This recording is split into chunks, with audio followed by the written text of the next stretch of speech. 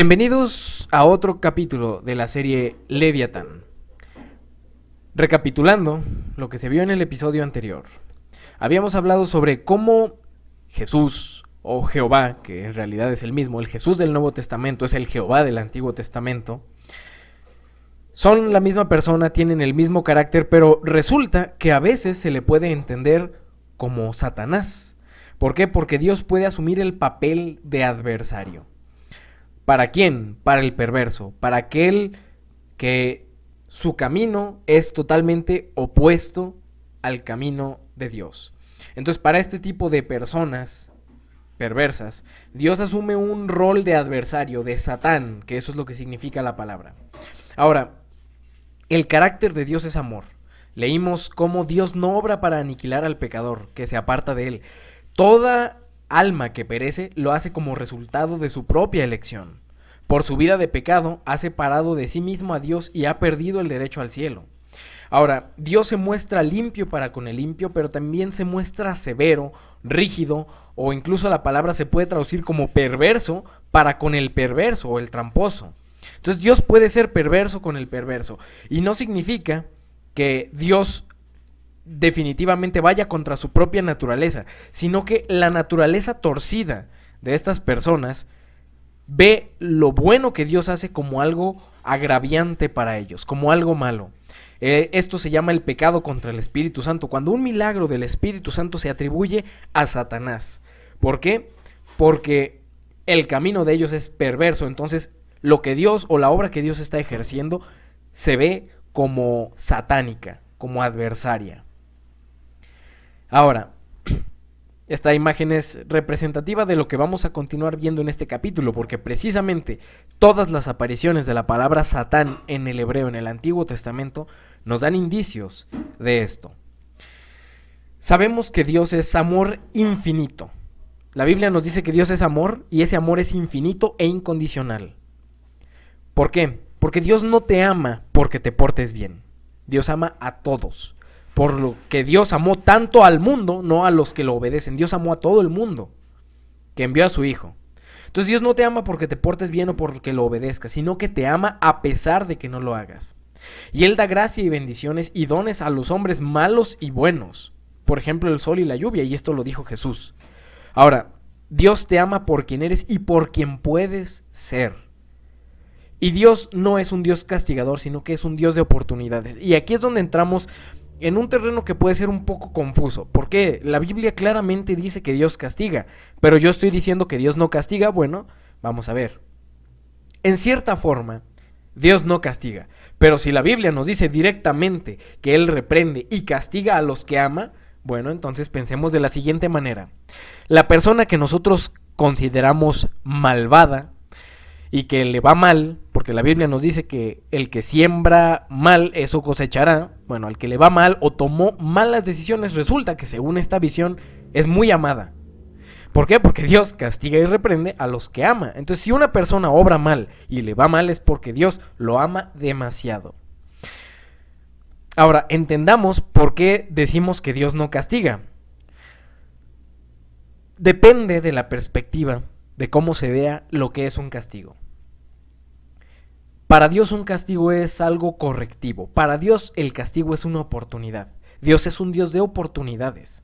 Entonces, si nosotros cambiamos la perspectiva, podemos ver que lo bueno que Dios haga también puede interpretarse como malo.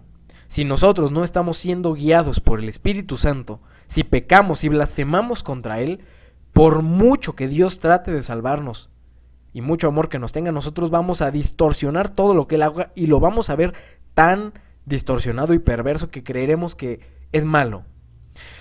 Entonces, si Dios puede ejercer este papel de Satán, de adversario, dependiendo la perspectiva que tengamos, bueno, también cambiemos la perspectiva a la adversidad. Precisamente de ahí viene la palabra Satán, de adversario. ¿La adversidad es un castigo o es una oportunidad para aprender y mejorar? Entonces tal vez lo que Dios llama reprensión y castigo es una oportunidad que te está dando, claro, te está permitiendo cosechar tus consecuencias, lo que tú sembraste, como una oportunidad de aprender y mejorar, y ese es precisamente el punto. Dios no es alguien que arbitrariamente te portas mal y está al pendiente de cada vez que te portas mal para ejecutarte un castigo y dice, ahora sí te lo ganaste. No, lo que Dios hace es ver qué necesitas, en qué fallas y probarte allí, ponerte esas oportunidades para mejorar, para aprender. Bien dice esta frase famosa: si necesitas paciencia y le pides a Dios, Él te va a dar esos momentos difíciles donde vas a necesitar desarrollar la paciencia, etcétera. Esto se puede aplicar a otras cosas. Entonces, Dios no es un Dios castigador, si lo vemos así. Claro, puede llamarse castigo a esta oportunidad de mejora, a esta adversidad que Él permite, pero también puede entenderse como un no castigo. Así que están estas dos perspectivas y en realidad ninguna es incorrecta. Es cuestión meramente de perspectiva. ¿Qué Dios estás viendo? Yo te presento a mi Dios, el Dios de Pablo, donde en Hechos 14 él dice: en las edades pasadas, Él ha dejado a las personas andar en sus propios caminos. Y aquí Él se refiere a la idolatría, precisamente porque querían adorar a Pablo y a Bernabé, y Él les dice: en las edades pasadas Dios ha permitido que cada quien ande en sus propios caminos. Ahora, si bien Él no dejó de dar testimonio, no se dejó así sin dar testimonio. ¿Por qué? Porque Dios quiere que todos lo conozcan. ¿Y cómo dio testimonio de sí? Bueno, aquí Él dice: haciendo el bien. Dios dio testimonio de sí haciendo el bien. Ese es el Dios, no un Dios que te portas mal y te castiga. ¿A quién le está haciendo el bien? A la gente que seguía sus propios caminos, especialmente en la idolatría. Ese es el Dios en el que yo creo. Ese es el Dios, Cristo, del Antiguo Testamento. Pero ¿qué no estamos viendo a un Dios que actúa en ciertos momentos contra el pecado? Como te decíamos en el episodio pasado y al principio de este, por muy bueno que Dios sea, hay cosas que cuando Él llega a un cierto punto, tu maldad es tanta que vas a ver lo bueno como malo, como si Dios fuera Satán. Entonces ahí es donde precisamente puedes perecer. Recordemos el capítulo donde hablamos sobre el corazón de Leviatán. Cristo ya hizo todo, su corazón es duro como una muela de molino. Él ya venció a la muerte. Dice Cantares que la muerte o la tumba es dura también. Y los celos. Y Dios nos anhela con ese celo tan duro de su corazón, pero es que nosotros tenemos que caer sobre esa piedra, sobre el corazón de Cristo, sobre el corazón de Leviatán. Si no caemos, ese corazón va a caer sobre nosotros. ¿Por qué? Por la cuestión de la perspectiva. Porque si no caemos sobre Cristo, no seremos quebrantados y seguiremos en un camino perverso. Y dice la Biblia que Dios resiste al perverso. Y esa palabra resistir implica que Dios no lo puede tolerar, o que nosotros no podemos tolerar la actitud buena de Dios y su justicia. Entonces Dios dio testimonio de sí a los pecadores, a los idólatras, haciéndoles el bien, dándole lluvia del cielo, tiempos fructíferos, llenando de sustento y de alegría sus corazones. Entonces Dios es un Dios de bendiciones y que le da felicidad. Dios procura la felicidad aún de los pecadores. Dios quiere que sean felices. Aunque estén en pecado, Dios les envía las bendiciones para que sean felices. Lluvia, tiempos de bonanza, comida y alegría. Sus familias, como tú lo puedas ver, pero ese es Dios. Ahora, recordemos, estamos analizando el carácter de Dios. ¿Por qué un leviatán? Un leviatán de amor, pero el leviatán es imponente. Vamos a ver una de las apariciones de la palabra Satán en la Biblia, y es en 1 Samuel 29. El contexto es que los filisteos iban a pelear contra Saúl, y David había estado viviendo con los filisteos por mucho tiempo. David se había hecho amigo de los paganos. Y resulta que los príncipes de los filisteos, en el versículo 4, se enojaron contra David y contra la persona con la que él estaba, de los filisteos, y le dijeron: despide a este hombre, despide a David, para que se vuelva a su lugar, para que se vuelva al lugar que le señalaste y no venga con nosotros a la batalla contra Saúl, no sea que en la batalla se nos vuelva enemigo. o la palabra Satán. No sea que David se nos vuelva adversario, oponente, porque ¿con qué cosa volvería mejor a la gracia de su Señor que con las cabezas de estos hombres?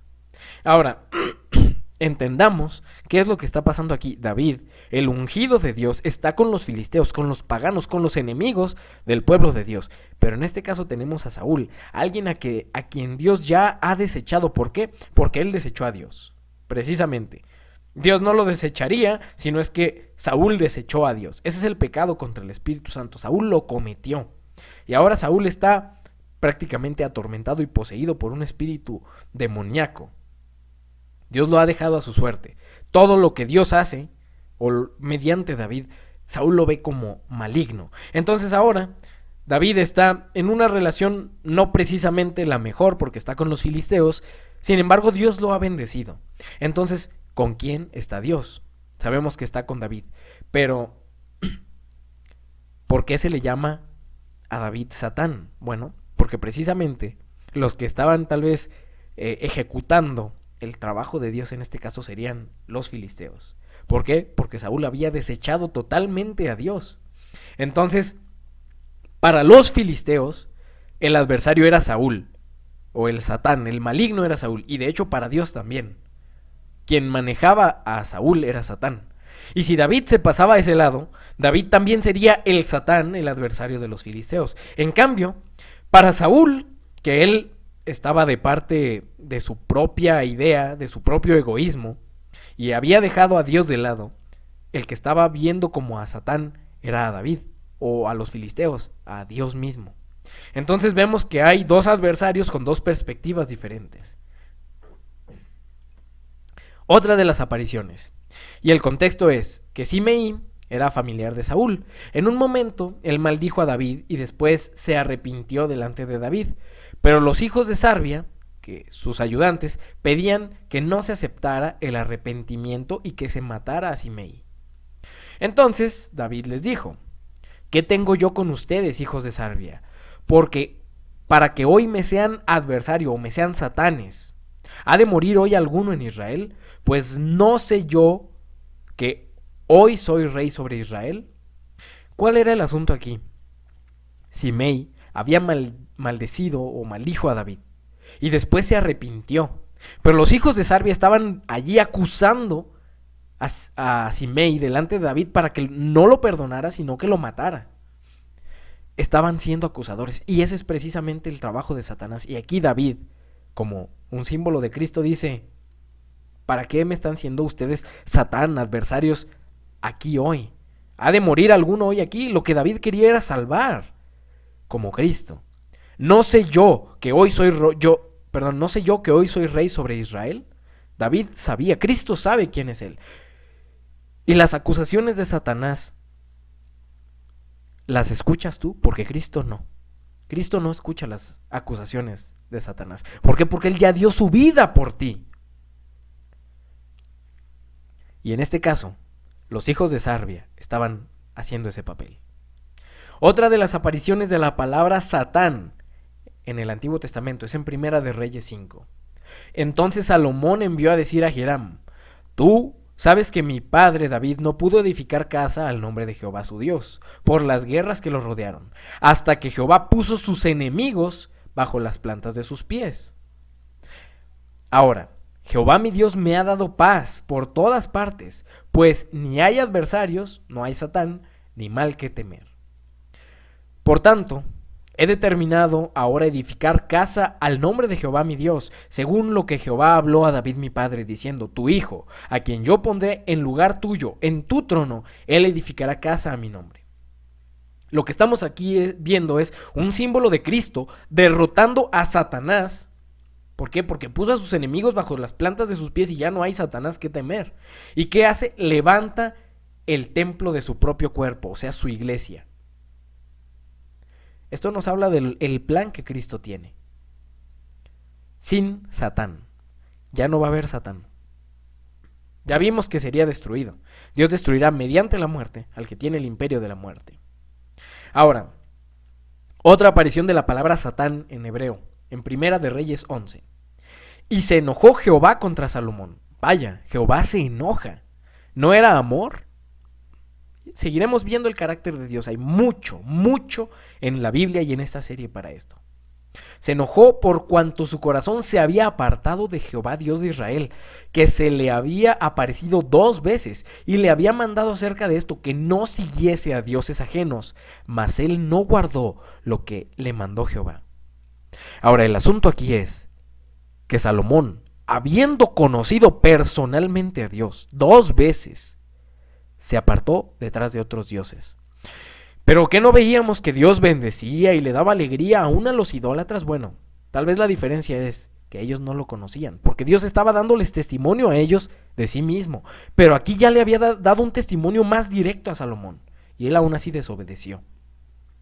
Y dijo Jehová a Salomón: por cuanto ha habido esto en ti, y no has guardado mi pacto y mis estatutos que yo te mandé, romperé de ti el reino y lo entregaré a tu servicio. Y Jehová suscitó un adversario, un Satán, a Salomón, Hadad. Curioso, porque Hadad es uno de los nombres de Baal, un símbolo de Satanás totalmente. Aunque Baal, la palabra es Señor, y resulta que también a Dios Jehová se le llama Señor.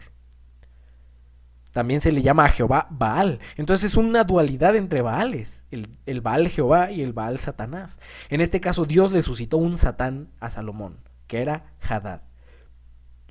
Y este era edomita, de sangre real, el cual estaba en Edom. Dios entregó a Salomón a sus dioses, porque él estaba adorando a dioses ajenos, y Dios lo entregó a sus dioses, a Hadad, a Baal. Curioso, ¿no? Que eran precisamente los que manejaban un poder humano. Un demonio, un Satanás, que se hace pasar como Baal, como Hadad, que maneja a un ser humano que se llama igual, es el poder humano. Entonces vemos cómo Dios totalmente lo entregó a eso. Y Dios, como adversario, se enciende su ira. La ira de Dios como adversario se enciende contra Salomón. ¿Por qué? Porque el camino de Salomón es perverso. A pesar de tanta sabiduría, es perverso. Y Dios se pone como su propio Satán, pero el ponerse como su propio Satán significa que se lo entregó directamente a Satanás, a sus dioses. Y vemos cómo Joab, hijo de Sarvia, en tiempo de David, masacró a los edomitas. Y Hadad huyó a Egipto, donde se casó con la cuñada del faraón, y después que David y Joab murieron, él vino a buscar venganza. Eso es lo que pasó. Entonces aquí Joab, el hijo de Sarvia, que había actuado como Satán para David, ahora él masacra a los edomitas, pasa que Hadad huye, y luego se va a Egipto, se casa por allá, regresa a buscar venganza, ahora siendo él Satán. Vean qué interesante es el entramado de la historia. Otra aparición de la palabra Satán. Dios también levantó por adversario, por Satán, contra Salomón a Rezón. Rezón significa príncipe, honorable, probado o ser pesado. Esto nos dice, precisamente, el probado o ser pesado, nos implica que Salomón estaba en una circunstancia de adversidad. ¿Para qué? Para aprender y mejorar. Ese era el propósito de Dios, ser probado, ser pesado. Podía ser hallado falto. Pero Dios suscitó a este Satán para que Salomón aprendiera y cambiara. Y este era hijo de Eliada. Eliada significa conocimiento, discernimiento de Dios. Salomón era el hombre más sabio del mundo. Y resulta que era todo lo que no tenía. Conocimiento y discernimiento de Dios. Y estaba siendo probado y pesado para que lo adquiriera, para que buscara a Dios en esa adversidad, en ese Satán. Y resulta que este Rezón había huido de su amo Hadad-Ezer, otro Hadad. Y Hadad-Ezer significa que Hadad es su ayuda, que era rey de Soba. Entonces, resulta que este Rezón había sido siervo de un Hadad, de un hombre con nombre de dios pagano otra vez. Y ahora este hombre, Rezón, es un símbolo de Satán. Con el propósito de que Salomón aprendiera. Y dice, y fue su adversario, fue su Satán de Israel todos los días de Salomón, y fue otro mal con el de Hadad, porque aborreció a Israel y reinó sobre Siria. Entonces vemos cómo Dios entregó a Salomón en manos de Satanás para enseñarle una lección por su idolatría. A él Dios no lo estaba bendiciendo precisamente. le estaba dando una oportunidad. Podemos decir, lo estaba castigando o le estaba dando la oportunidad de aprender y de cambiar. Si Salomón se hubiera arrepentido en ese momento, Dios hubiera sido misericordioso. Ahora, este es uno de los capítulos más interesantes de la Biblia, de los episodios más extraños. ¿Satanás se hace pasar por Jehová o Jesús? La profecía nos dice que eso va a pasar en un futuro, pero ¿es la primera vez que ya ha pasado? Para esto, y es algo importantísimo, ¿por qué? Porque el gran engaño final de la historia va a ser Satanás haciéndose pasar por Cristo. Mientras todo el mundo piensa que Cristo ya volvió, no se da cuenta que es Satanás engañándolos y perdiéndolos, a todos prácticamente. Para la información completa sobre este tema, vayan a la lista Las Venas de la Historia y les sugiero ver el capítulo La Venganza de los Caídos. Ahora, continuando con esto, en el Antiguo Testamento hay un episodio muy extraño. Primero necesitamos ir a la ley. Éxodo 30 nos dice: habló también Jehová a Moisés diciendo, cuando tomes el número de los hijos de Israel conforme a la cuenta de ellos, o sea, cuando hagas un censo, cada uno dará a Jehová el rescate de su persona. Eso significaba pagar un dinero. Cuando los cuentes, para que no haya en ellos mortandad cuando los hayas contado. Qué interesante, porque Dios dio un mandamiento expreso. Cuando hagas un censo, cada uno tiene que pagar a Jehová una ofrenda, un rescate por sí, por su persona, y si no lo hacen va a haber una mortandad. Dios dio un mandamiento expreso, directo. Y entonces nosotros llegamos a 2 versículos en la Biblia que confunden a mucha gente y dicen, es una contradicción, ven, la Biblia no tiene sentido, o Satanás es el mismo Jehová del Antiguo Testamento, un Dios cruel y tiránico. Dice, 2 de Samuel 24, volvió a encenderse la ira de Jehová contra Israel. Aquí nos dice Jehová se enojó e incitó a David contra ellos a que dijese, ve, haz un censo de Israel y de Judá. Entonces aquí nos dice que Jehová le dijo a David, ve y haz un censo. Porque Jehová se enojó y le dijo, ve y haz un censo a Israel. Pero luego vamos a 1 de Crónicas 21 y encontramos, pero Satanás se levantó contra Israel e incitó a David que hiciese censo de Israel. Entonces, ¿quién mandó a hacer el censo? ¿Jehová o Satanás?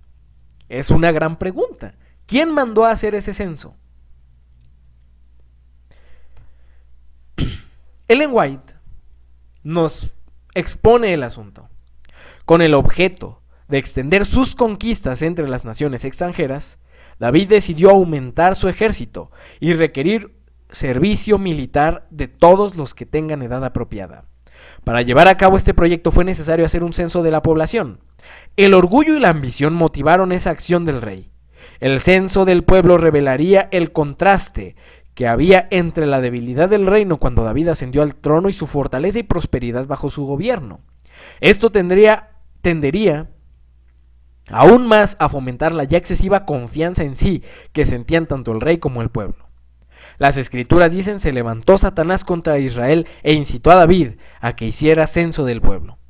La prosperidad de Israel bajo el gobierno de David se debía más a la bendición de Dios que a la capacidad de su rey o a la fortaleza de su ejército.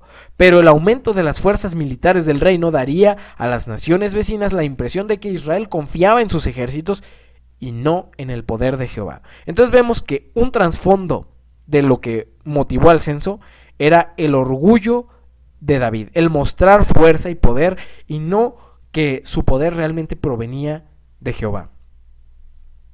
Aunque el pueblo de Israel sentía orgullo de su grandeza nacional, no vio con buenos ojos el proyecto de David de extender tanto el servicio militar.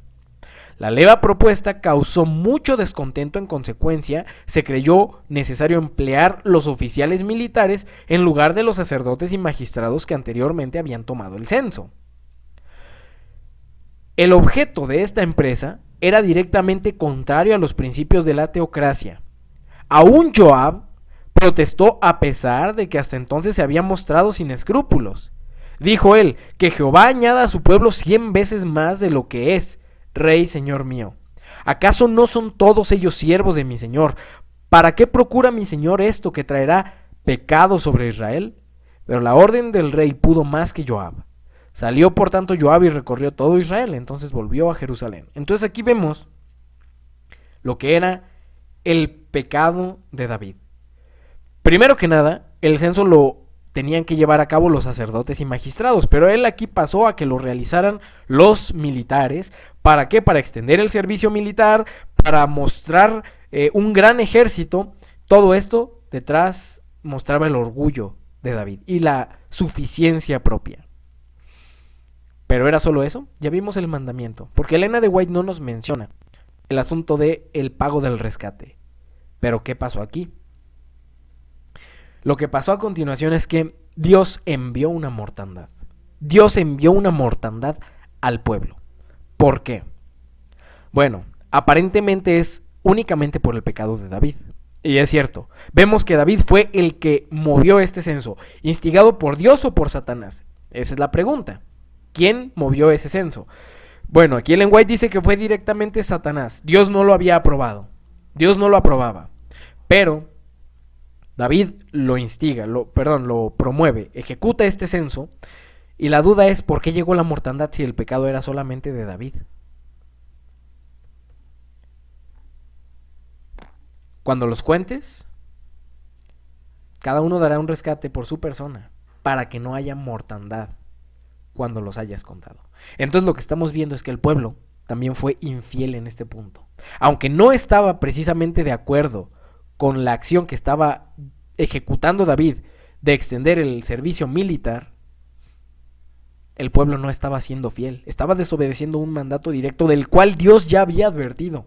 Ahora, esto es importante. ¿Quién motivó el censo? Vamos a llegar ahí. Y este ejemplo lo va a responder Primera de Reyes 22. La historia resumida es que Acab invitó a su yerno Josafat, rey de Judá, para guerrear contra los sirios. Entonces Josafat aceptó, pero primero él dice, vamos a consultar a Jehová, porque no me voy a meter en una guerra si Jehová no lo aprueba. Entonces Acab llama a 400 profetas, que le respondieron, le profetizaron, sube, porque Jehová entregará en manos del rey a Siria. Y ellos respondieron, esos profetas. Entonces los 400 profetas de Acab le dicen, sí, ve y pelea. Y dijo Josafat, ¿hay aquí algún otro profeta de Jehová por medio del cual podemos consultar? Ahora, lo interesante es que dice algún otro profeta de Jehová. Lo que significa que estos 400 profetas se creían, entre comillas, de Jehová. Entonces, Josafat dice, vamos a buscar a otro. Y el rey de Israel, Acab, le responde a Josafat, aún hay otro varón por el cual podríamos consultar a Jehová, Micaías, hijo de Imla, pero yo le aborrezco, porque nunca me profetiza bien, sino solamente el mal. Y aquí vamos a ver este título, Dios envía a Satanás. Micaías, que significa quién es como Jehová, y de hecho es muy interesante porque es como suena como Miguel, Mijael, Mijaías. ¿Quién es como Jehová? Y es hijo de Imla, es hijo de la plenitud. Entonces este Micaías, que va a ser un representante de Jehová, de Cristo, de Miguel, es el que va a profetizar esto. Entonces se le manda a llamar. Y mientras los profetas 400 profetizaban, uno de ellos, Sedequías, hijo de Kenana, se había hecho unos cuernos de hierro y gritaba, así ha dicho Jehová, con estos cornearás a los sirios hasta acabarlos. Ahora, si nosotros hemos leído el libro de Reyes, sabemos que estos 400 profetas eran profetas de Baal. Pero aquí nos dice que ellos eran profetas de Jehová. Y que Josafat estaba buscando a otro aparte de esos 400. Y Sedequías está profetizando en nombre de Jehová. Entonces, qué curioso, cómo profetizan en nombre de Jehová y son profetas falsos, profetas de Baal. ¿Por qué? Porque Baal y Jehová, entre comillas, o se puede decir que son lo mismo. Baal es el Señor y el verdadero Señor es Jehová, pero es que hay uno que se quiere hacer Jehová y se quiere hacer Señor, se quiere hacer Baal, y ese es Satanás. Entonces, nos dice la Biblia, oye pues la palabra de Jehová. Esto dijo Micaías.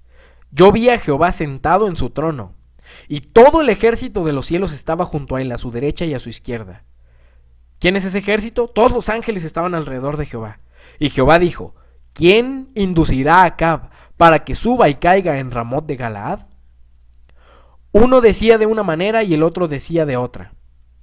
Entonces los ángeles que estaban delante de Jehová estaban en una situación extraña, porque Jehová, Dios pregunta: ¿quién va a inducir a Acab para que vaya a Ramot de Galaad? Y los ángeles están en una confusión porque pues, ¿qué está pasando aquí? Entonces, 21, se adelantó un espíritu. ¿Quién es este espíritu? Y se puso de delante de Jehová y le dijo: yo lo induciré. Y Jehová le preguntó: ¿de qué manera? Y él dijo: saldré y seré un espíritu de mentira en la boca de todos sus profetas. ¿Quién es el padre de la mentira?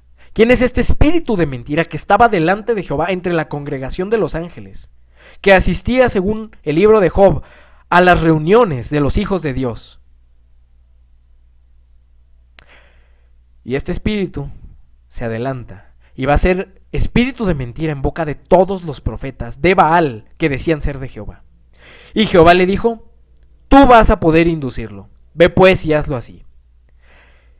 Versículo 23. Ahora Jehová ha puesto un espíritu de mentira en la boca de todos tus profetas y ha decretado el mal en contra tuya. Jehová puso el espíritu, Jehová agarró al espíritu y lo puso así, no. Jehová envió, Jehová permitió que ese Satanás que estaba delante de él en ese concilio celestial fuera el espíritu de mentira en boca de todos los 400 profetas.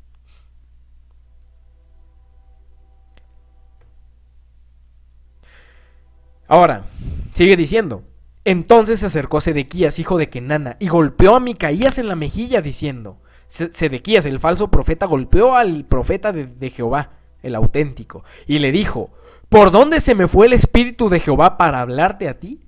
Y entonces aquí la pregunta es bien interesante, porque Sedequías, el falso profeta, creía que tenía el espíritu de Jehová profetizando. Y él siente que se le fue y se puso ahora sobre Micaías para profetizar Micaías ahora lo correcto. Entonces vemos cómo, ¿acaso Satanás es el espíritu de Jehová? Y esto es oro puro, porque hemos venido viendo esto a lo largo de ya algunos episodios. Micaías respondió: tú mismo lo verás el día en que te vayas metiendo de aposento en aposento para esconderte.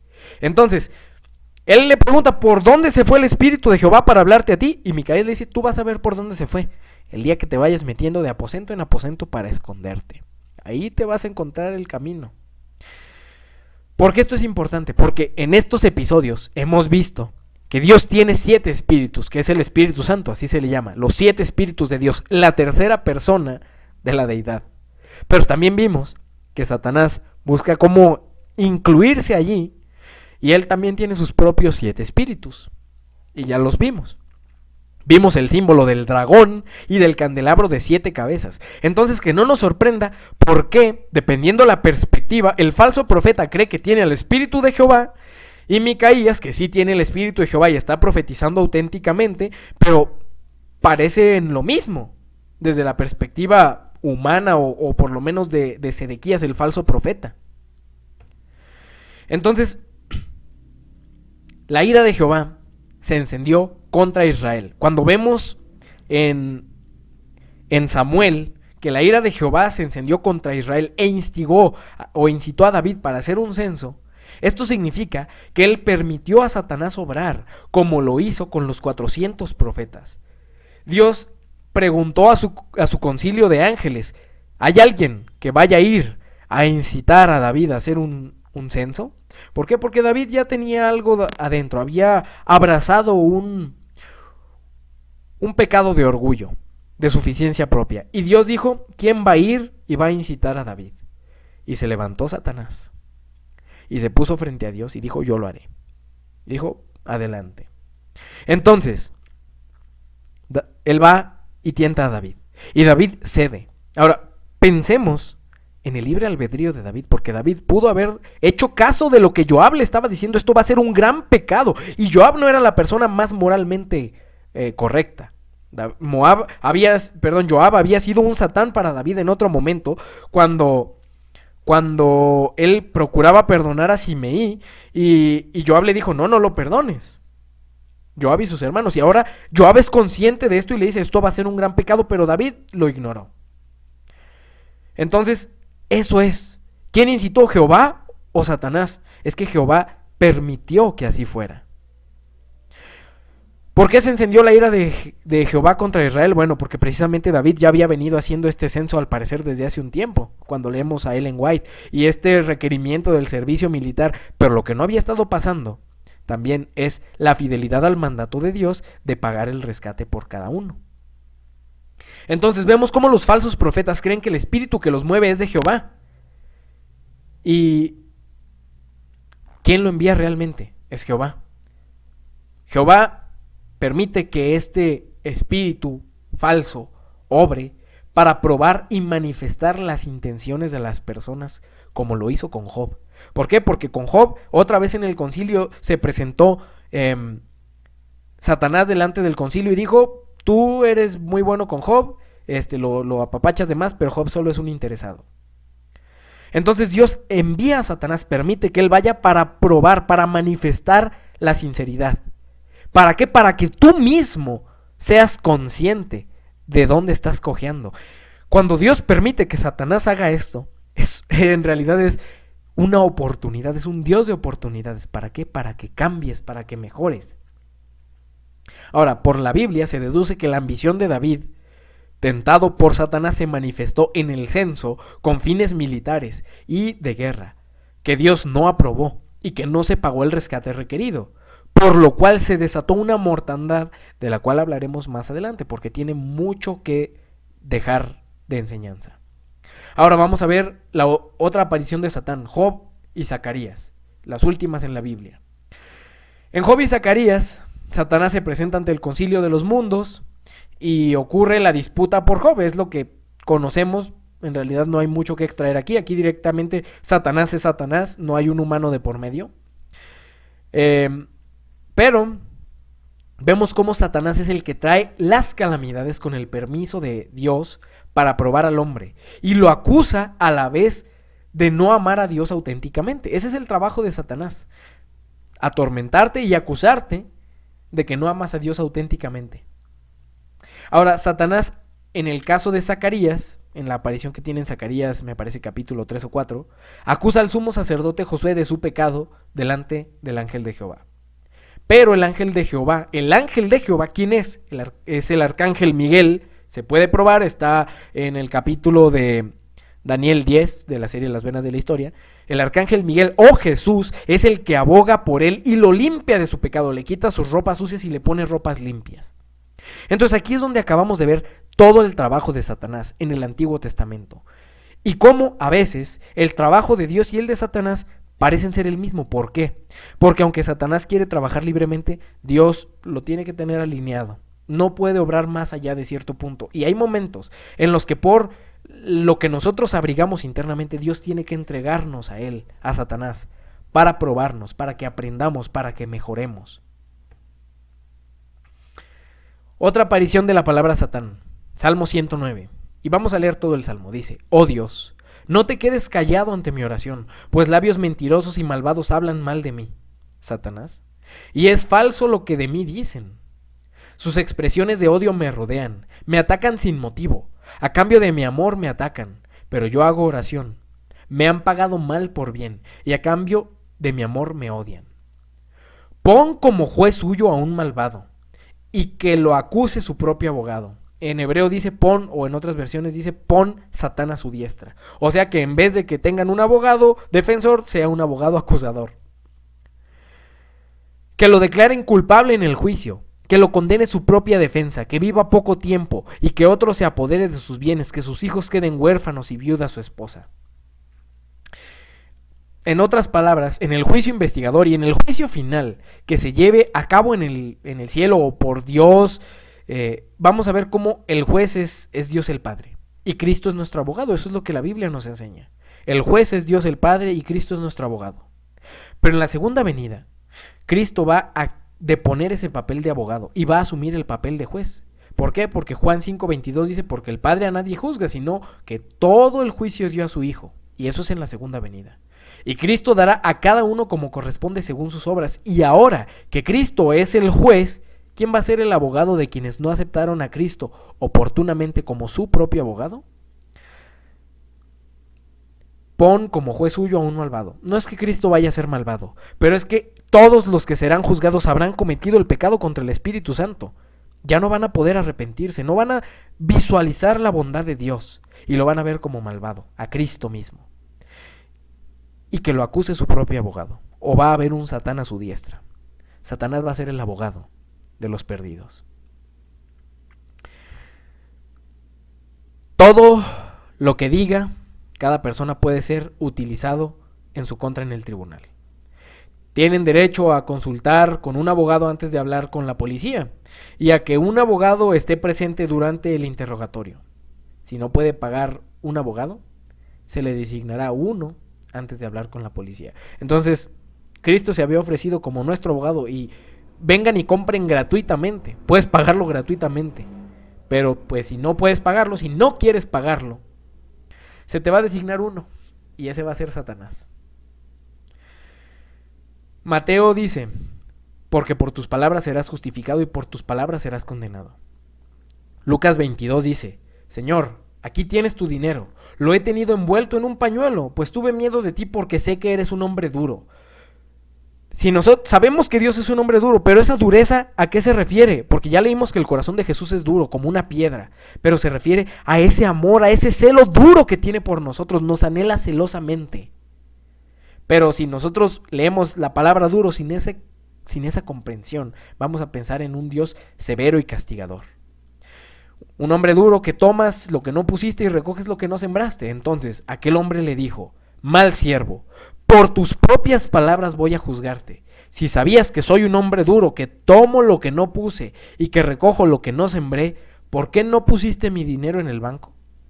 Así a mi regreso lo habría recibido con los intereses. Y dijo entonces a los que estaban presentes, quítenle el dinero y dénselo al que ganó 10 veces más. Porque ellos objetaron, Señor, ese ya tiene mucho dinero. Y aquel hombre dijo, pues al que tiene se le dará más, pero al que no tiene, aún lo poco que tiene se le quita. En cuanto a mis enemigos, los que no querían que yo fuera su rey, tráiganlos y decapítenlos delante de mí. Ese es Cristo hablando. ¿Pero qué no estamos hablando de un Dios de amor incondicional? Bueno, seguimos estudiando el carácter de Dios, pero no olvidemos, el que Dios te ama incondicionalmente y que los castigos en realidad sean oportunidades para que mejores, no significa que eso va a ser para siempre, porque puede llegar un punto en el que empieces a ver a Dios con una visión equivocada, y en ese momento, por tus propias palabras, Dios va a juzgarte. Si tú empiezas a ver a un Dios duro, a un Dios castigador, eso es lo que vas a recibir. Ahora, no significa que si vas a ver a un Dios pasalón, a un Dios que nunca te va a hacer nada malo, también vaya a ser así, que te vaya a tolerar todo. ¿Por qué? Porque esto aplica a los que no quieren que Dios, que Cristo sea su rey sobre ellos. Tráiganlos y decapítenlos delante de mí. Cuando Jesús termine su papel como abogado, los impíos lo han rechazado y el sistema debe proveerles un abogado. Y este abogado es aquel a quien por omisión de Cristo eligieron, Satanás a su diestra. Satanás será el abogado de los perdidos y Jesús será su juez y su Santo Espíritu será su adversario de los impíos. Que sus hijos anden vagando y pidiendo limosna, que los echen en las ruinas de su casa, que se los lleve el prestamista, que se los lleve el prestamista, todo lo que a él le pertenecía. Ya vimos, lo poco que tiene le será quitado. Que gente extraña le arrebate el fruto de su trabajo, que no haya quien tenga compasión de él ni de sus hijos huérfanos, que se acabe su descendencia, que se borre para siempre su apellido, que se acuerde el Señor de la maldad de su padre y nunca borre el pecado de su madre. Que el Señor tenga siempre presentes y los borre de la tierra de su recuerdo. Nunca pensó en ser compasivo a los pobres y humildes y afligidos, los persiguió hasta matarlos, ya que prefirió la maldición que lo maldigan. No quiso bendición, pues que nunca lo bendigan, que lo cubra la maldición como un vestido, que entre en el vientre y en los huesos cual si fuera agua o aceite, que lo cubra como un vestido y lo oprima como un cinto. Así pague el Señor a mis enemigos y los que hablan mal de mí. Estamos viendo de dónde sacó Jesús este concepto de la parábola. Precisamente de un salmo. ¿Y por qué? Porque esa persona nunca pensó en ser compasivo a los pobres, humildes y afligidos y los persiguió hasta matarlos. Y así es como Dios va a obrar.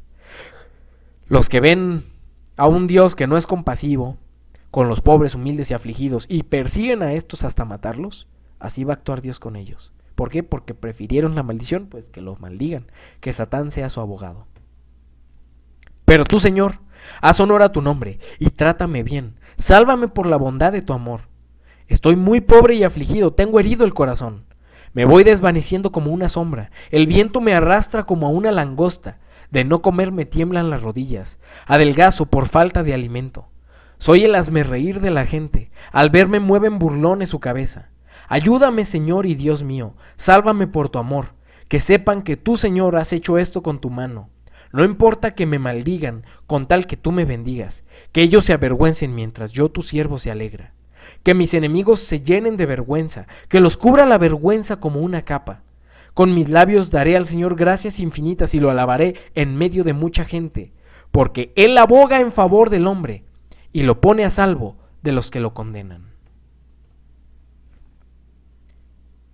Qué complejo y qué grande es el carácter de Dios. Y ya hemos visto la obra de el Satán, la palabra Satán en todo el Antiguo Testamento en hebreo. Y ya vimos que solo de todas las ocasiones que aparece, solo prácticamente una vez se atribuye a Dios la obra de hacer el Satán y fue con Balaam. Por eso es un capítulo especial. Pero ya vimos que Dios es un Satán para los perversos, para los que aman el mal, para los que aman la maldición, para los que no son compasivos con los pobres, humildes y afligidos, sino que los persiguen hasta matarlos. Entonces Dios dice, pues prefirió la maldición que lo maldigan, y entonces va a obrar como su adversario, y su abogado va a ser Satán. Así de complicado es. Terminamos este capítulo. Esperemos que esto te haya dado una vislumbre del amor que Dios siente por ti, de ese amor incondicional, que tú muestres ese amor hacia las demás personas